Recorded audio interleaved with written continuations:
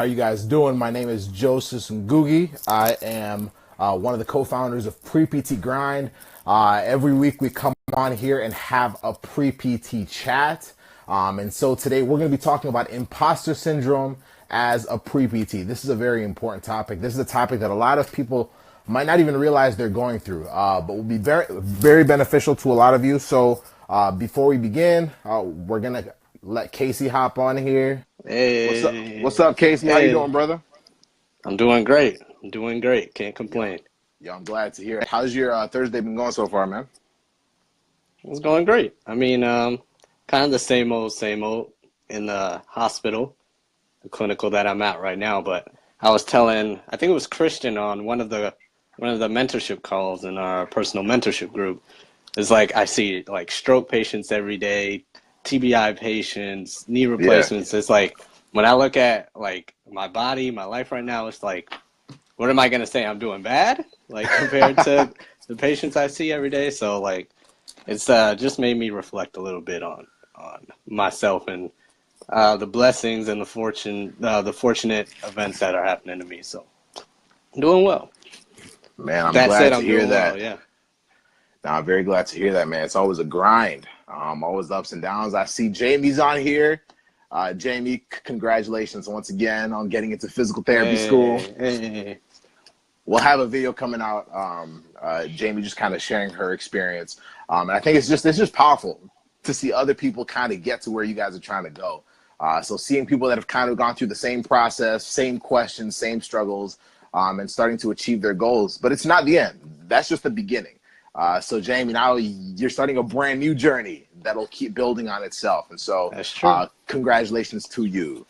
All right. So I think we're shared on the pre-doc page.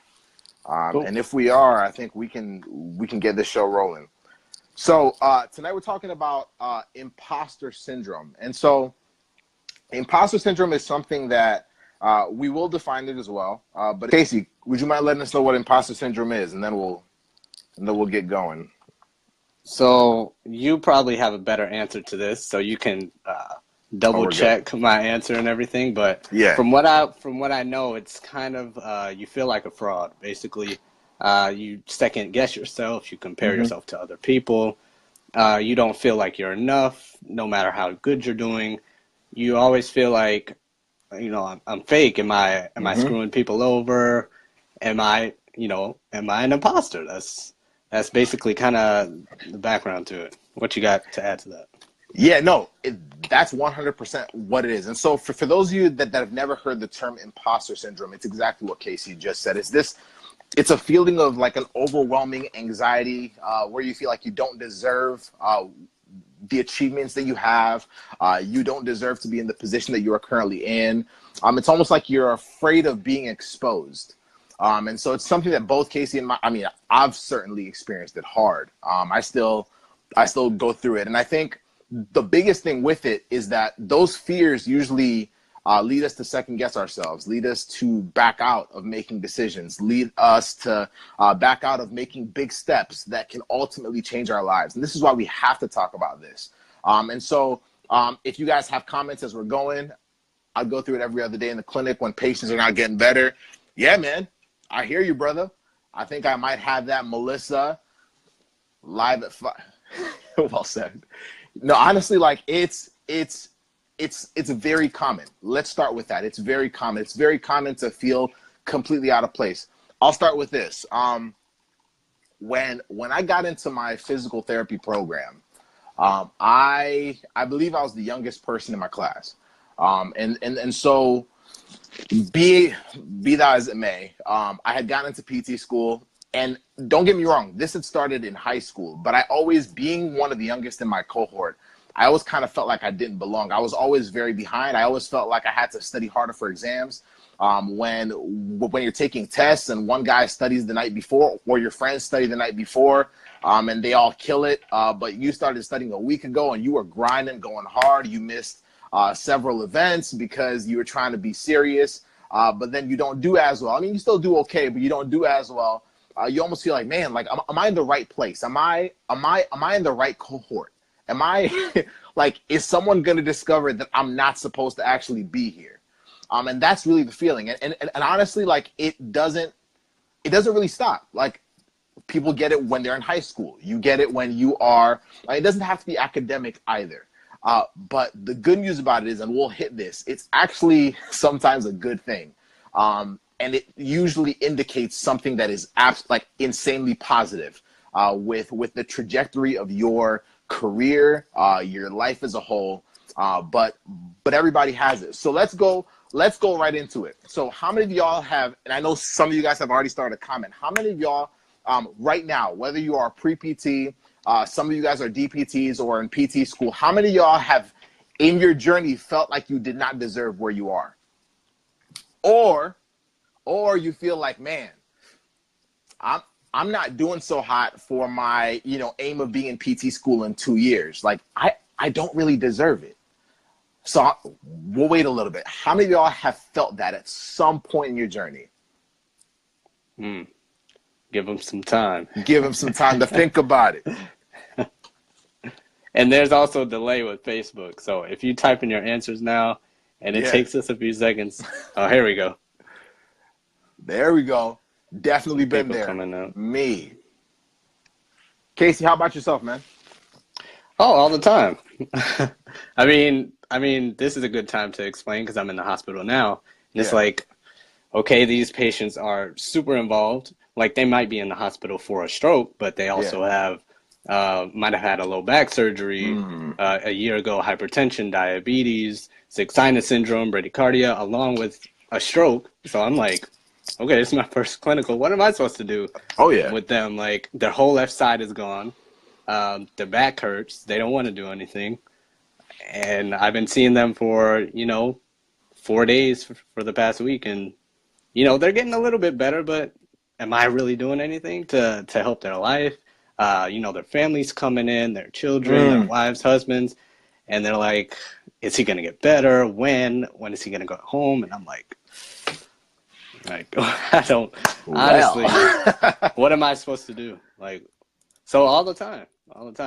And it's good that I have CIs there and other physical therapists and other people online that I can pull from. But, if you're working with patients like that, it does drain you a little bit and you start to second guess yourself. So definitely, yeah. Yeah, man. Melissa, I hear you. You feel like you're an actor playing a part. And I can relate with what Casey is saying 100%. Even in undergrad, I feel like, and this is a good thing, and this is why we're going to end with just showing you how having this is so common, and why we're talking about it is because a lot of you may feel like, man, like, am I even in the right am I even in the ballpark of what I'm supposed to be doing with my life as a whole? But it ultimately became a very good thing because as an undergrad student, I had to push harder in so many different areas. A lot of my friends, like, many times thought that I was doing well in classes and it was pretty easy. The biggest reason is I never showed them when I was grinding. I never showed them how early I was trying to get up every single morning. I never showed them sleeping for 3 hours just so I could get up at 4 a.m, just so I could study for 3-4 hours before class started, just so that I can also add to that after class. How I'd slip out in between, like, a 1 hour time period between classes. When they'd go back to play, video game 2K, they wouldn't see me go into a study room and grinding just so that the test that was 2 weeks away, I could somehow pass it, right? But then when I passed it, because in the evenings when, we were kind of, eating supper or socializing, or in the weekends, they saw me. So like, yo, Joseph, like, this is coming easy to you. And so I have a lot of friends that till this day still think that it all came easy. But no, like, it actually pushed me to work harder. It actually pushed me to grind harder. Because it was almost like do or bust, because I had this feeling that, man, like, someone's going to figure out that I'm not as smart as I need to be, that I'm not as diligent as I need to be. And once they figure that out, I'm done for. I don't have a career. I don't have a future. Like, what happens to me, keep in mind, I'm younger in my class. And so it's like, man, like, this youngin', like, what's he trying to do getting into PT school? I'll tell you this right now. I got into PT school at 20 years old. That's young as heck, y'all. And so I'm not doing that to boast at all, but I want y'all to understand, like, I'm coming into PT school at 20 years old with a cohort. I think everyone in my cohort was like mid 20s or older. So we had people that were in their 30s as well. So it's a whole spectrum. But coming in, I was like, immediately, I remember, like, first day we came in, it was like pictures and whatnot, which was amazing. But as you're looking around the room, someone's like, yeah, you know, I switched to physical therapy because I was an engineer for the last 8 years. Did that. Then I was a manager for this. And then now I feel like this is the right trajectory for my, I was like, yo, I don't got that kind of experience. Like, how the heck am I supposed to compete with an engineer? Or I got 5 kids, but I'm here grinding. But you already know that's the person who's going to be getting the best grades. So I'm like, if they're taking care of their family and they're here killing PT school, how the heck am I going to do it? I mean, these are natural feelings, but I like time and time again, even now as a physical therapist, like, it is so real. It is so real. And the thing is, like, I would be lying to y'all if I told you guys that every single time I just dusted myself off, picked myself up and said, all right, let's kill it. Nah, like, there was times where I legit like hit the wall and I was like, this is not for me. People closest to you could tell y'all that. My sister could tell you that. My girlfriend could tell y'all that. But that's why you have to have those people around you. But that's also why we have this community. That's why we have to talk about some of these things. Because they, like in the same way that they push me to work harder, that's the best part about it. As a clinician, when you guys are clinicians, it'll push you to go harder. When you guys are physical therapy students, it pushes you to go harder. When you guys are as pre-PTs, it pushes you to go harder. Like, Greg Todd actually said one time, he was like, if you don't feel it sometimes, like it's almost like if you don't feel it, you might not be working hard enough. If you don't feel it, you might not be pushing hard enough. If you don't feel it, you might not be aiming high enough. And that's it right there, y'all. Like, that's the biggest thing. Like, there's literally no one that you can talk to that has achieved anything worth acknowledging, worth accounting for, you know, while actually working hard at it, that does not feel that. Like, think of some of the biggest names you have. Think of your professors. Think of your parents. Think of people that you look up to that are your definition of this is what success looks like, right? They've all experienced it. But that also usually indicates an amazing bit of change, right? But you have to be able to push through it. You have to be able to accept it and actually work hard to actually counter that feeling. That and so that's I think what's been most eye-opening for me as a physical therapist, as a former PT student, as a, you know, when I was a pre-PT as well. Casey, what are your thoughts about that, man? So I got 4 things to try and fight or combat imposter syndrome. So I can break it down, boss. I can go 1, then you can volleyball, or I can go straight through and you can give feedback. I can do either one. What you guys want? What do you want, Joseph?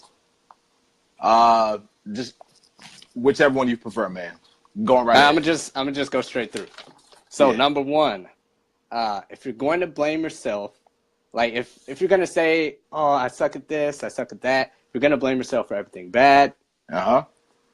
What? You gotta blame yourself for everything good, right? You gotta take credit for everything good. So, like, you gotta have the mindset of, like, everything is your fault. And of course, like, there's nuances to that. Like, if a car hits you, if something happens on the plane, I'm not talking about that. Everything you can control is your fault. And if you think of it like that, okay, you know, I sucked at this test. I got to get better. It's my fault. It's whatever. But, you know, I got an A on that test. I killed this evaluation. I finally got that letter of recommendation. I killed my PTCAS essay. Like, that's your fault too. Like, take some credit for that. So that's number 1. Everything's your fault, and take responsibility for both sides. Number 2, like, comparing yourself to others. Like, we all suck at something. Like, I might not be the best speaker, but I can write something. Or you might not be the best at basketball, but you can swim. Or you're not the tallest, but you can do this. Like, we all suck at something. So the person you're comparing yourself to thinks of their self just as bad as you think about yourself, if not worse. Like, they might think worse about themselves, and you might not even know. Like you said, Joseph, people thought you were, like, killing it in classes, and you probably were, but they didn't see all the grind behind it, and they didn't see all the late hours in the early mornings. So you never know what, like, that person is going through. So, you know, you don't always got to compare yourself to others. And if you do, just take into account that, they might be struggling with it as well. So that's number 2.